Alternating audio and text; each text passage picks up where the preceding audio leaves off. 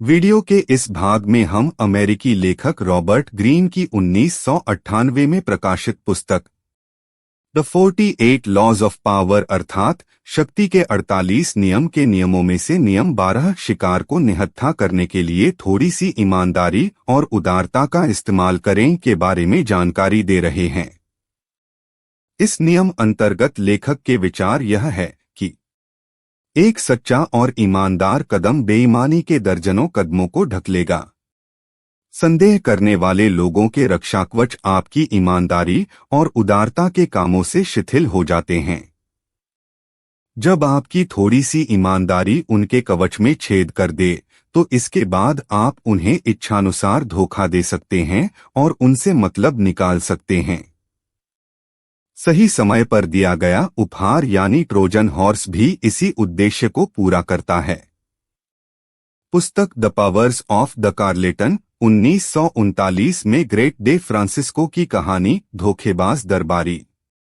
मिलान का फ्रांसिस्को गिसेपीर बोरी, जिसकी मौत 1695 में हुई थी, दरबारिया अश्वारोही धोखेबाजी का पूर्वज था। उसकी शोहरत का सच्चा समय एम्स्टर्डम में पहुंचने के बाद शुरू हुआ। वहां पर उसने मेडिको यूनिवर्सल की पदवी ली और बहुत से लोगों को नौकरी पर रखा। वह 6 घोड़ों वाली बग्घी में यात्रा करता था। उसके पास घर पर मरीजों का तांता लगा रहता था और कुछ तो उसे मिलने के लिए पेरिस से विशेष बग्घियों में बैठकर एम्स्टर्डम तक आते थे। बोरी बीमारों के इलाज के बदले में उनसे एक भी पैसा नहीं लेता था।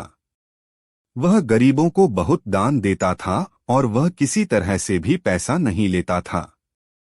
वह इतनी शानोशौकत से रहता था कि लोगों ने यह मान लिया कि उसके पास पारस पत्थर होगा। अचानक यह परोपकारी व्यक्ति एम्स्टर्डम से गायब हो गया। तब जाकर यह पता चला कि वह अपने साथ बहुत सा धन और हीरे लेकर भाग गया था, जो लोगों ने उसके पास अमानत के तौर पर रखे थे। शक्ति की कुंजी।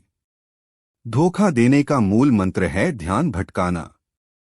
जिन लोगों को आप धोखा देना चाहते हैं, उनका ध्यान भटकाने से आपको धोखा देने का समय और मौका मिल जाता है। दयालुता, उदारता या ईमानदारी के काम से लोगों का ध्यान सबसे अच्छी तरह से भटकाया जा सकता है, क्योंकि इससे उनकी शंका खत्म हो जाती है। इससे वे बच्चे बन जाते हैं और हर तरह की प्रेमपूर्ण मुद्रा को स्वीकार करने के उत्सुक रहते हैं। प्राचीन चीन में इसे लेने से पहले देना कहा जाता था। पहले देने से सामने वाले का ध्यान इस बात पर नहीं जाता था कि आप उससे लेने वाले हैं। इस तरकीब के अनंत व्यावहारिक प्रयोग हैं। किसी से खुलेआम कुछ लेना खतरनाक है, शक्तिशाली लोगों के लिए भी। शिकार प्रतिशोध की योजना बनाएगा।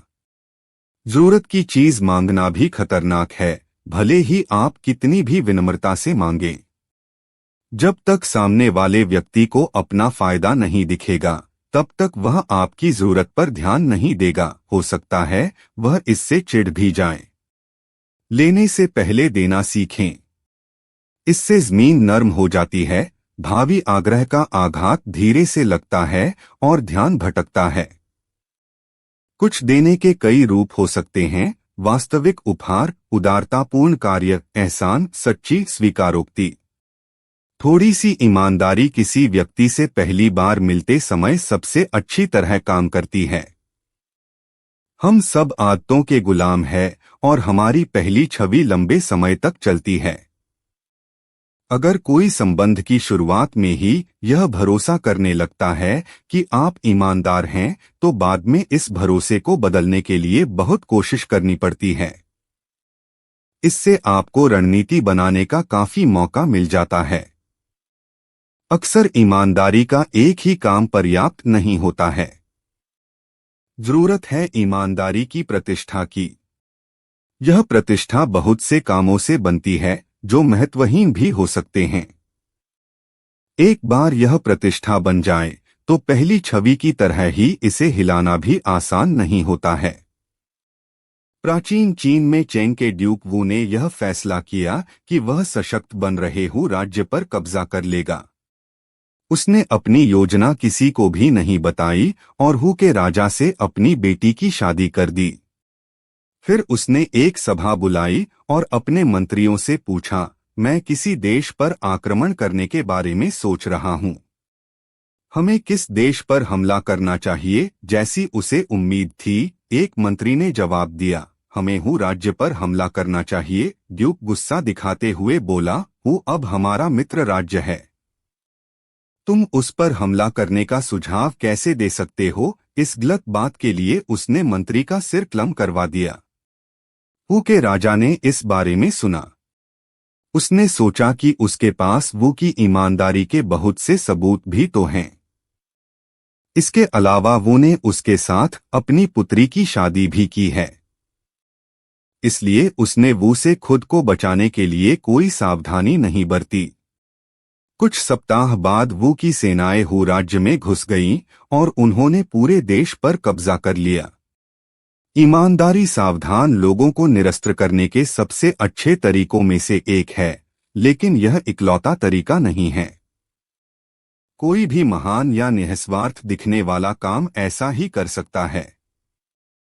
शायद इस तरह का सबसे अच्छा काम उदारता दिखाना है। बहुत कम लोगों को उपहार नापसंद होता है, भले ही वह उनके सबसे पक्के दुश्मन ने दिया हो, इसीलिए यह लोगों को निरस्त करने का सबसे अच्छा तरीका होता है। उपहार से हमारे अंदर छिपा बच्चा जाग जाता है और हमारा रक्षाकवच ढीला पड़ जाता है। हालांकि हम अक्सर दूसरों के कार्यों को आलोचना की दृष्टि से देखते हैं, लेकिन हम तोहफे के पीछे छिपी कुटिलता को शायद ही कभी देखते हैं, जिसके पीछे अक्सर बड़े उद्देश्य छिपे होते हैं। तोहफा अपनी चालबाजी को छिपाने का सबसे अच्छा तरीका है। इस रणनीति का प्रयोग सावधानी से करना चाहिए। अगर लोग इसे भांप लेंगे तो कृतज्ञता और स्नेह की उनकी कुंठित भावनाएं नफरत और अविश्वास में बदल जाएंगी। जब तक आप सच्चे और दिल से निकलने वाले उपहार का अभिनय न कर सकें, तब तक आग से न खेलें। तस्वीर ट्रोजन हॉर्स। आपका कपट एक बेहतरीन तोहफे में छिपा हुआ है, जिसके प्रलोभन से आपका विरोधी बच नहीं सकता। दीवारें खुल जाती हैं। भीतर पहुंचने के बाद कहर बरपा दें। विशेषज्ञ की राय, जब चिन के ड्यूक येन यू पर आक्रमण करने वाले थे तो उन्होंने उसे घोड़ों की टीम उपहार में दी।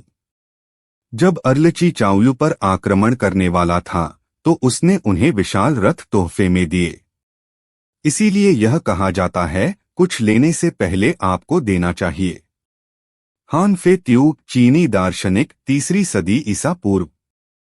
वीडियो के इस भाग में हमने शक्ति के 48 नियम के नियमों में से नियम 12 शिकार को निरस्त करने के लिए थोड़ी सी ईमानदारी और उदारता का इस्तेमाल करें के बारे में विस्तार से जाना। वीडियो के अगले भाग में हम नियम 13 मदद मांगते समय दया या कृतज्ञता की नहीं बल्कि स्वार्थ की दुहाई दें के बारे में विस्तार से जानेंगे। अगर आपको इस वीडियो में दी गई जानकारी अच्छी लगी हो तो चैनल को सब्सक्राइब, लाइक करें और बेल आइकन को भी दबाएं, जिससे मेरे आने वाले अगले वीडियोस की जानकारी आपको मिल सके। धन्यवाद।